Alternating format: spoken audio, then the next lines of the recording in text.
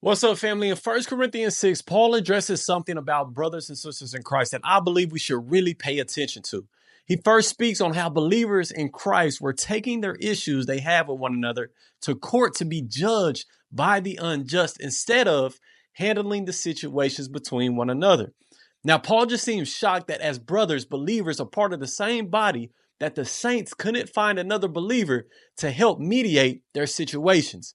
He informs the church in verse 2 that the saints are the ones that will one day judge the world and even angels. So why aren't they taking their situations to other saints in order to be solved?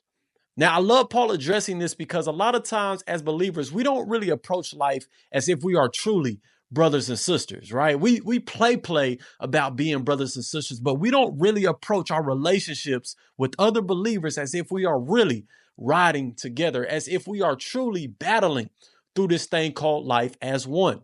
We talk about it, but our whole lives don't show it. And Paul just gives one example here. Now, this topic is a whole sermon, but this chapter is just a check, a reminder to remember how we are called to live and love one another as brothers and sisters, how we are in this thing together as one.